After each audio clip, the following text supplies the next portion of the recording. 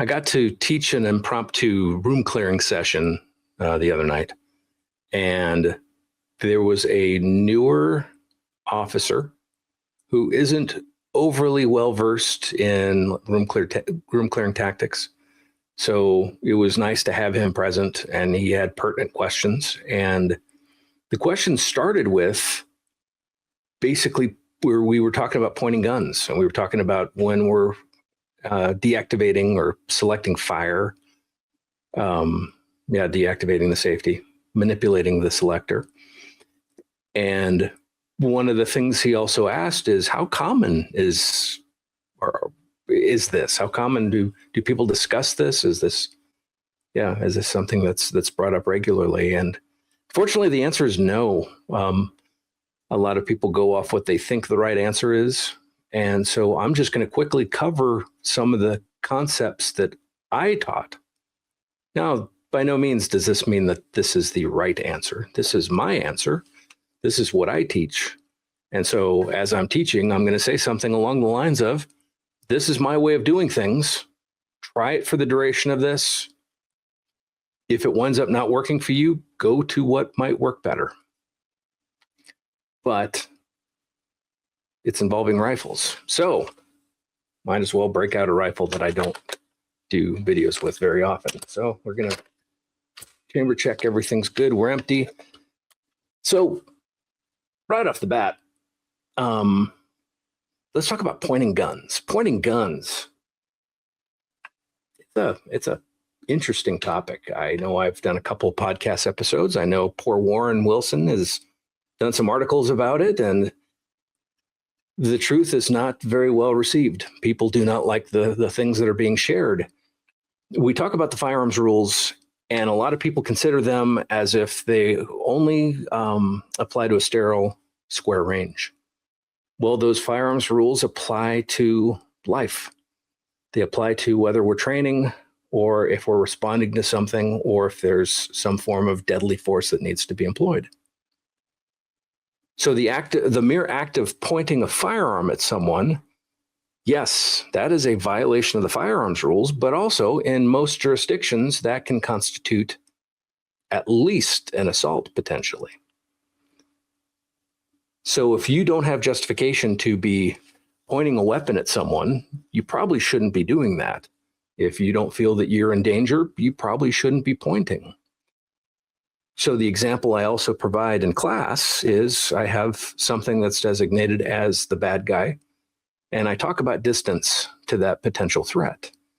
Now, if it's clearly the bad guy and I need to shoot, we're going to engage. But if it's an unknown, the way I'm going to go about this is I'm going to aim I'm not even going to say aim. I'm not aiming. My weapon is going to be pointed in their general direction, but canted downward to the point where I can at least see their waist, I can see their hands, and I can see their eyes. So if I'm fairly close, that angle is exaggerated because I need to be able to see those specific areas, because typically we find firearms at waistbands, and hands are the things that are going to manipulate weapons to hurt us. If we have greater distance, our weapon tends to be up a little bit higher because of that distance. And what I'm doing is I'm looking over my optic. I am not looking through my optic. I am looking over the optic, so I don't get pulled into the optic. I don't have tunnel vision. I don't enhance that tunnel vision, but I keep a wide angle view on everything. So if I have a potential threat in front of me, my weapon will be pointed somewhat downward to be able to see the entirety of the potential threat area. And I'm talking about an unknown here, a potential threat. Depending on my assessment, I might go collapse completely because I determine, oh, this is not a threat at all.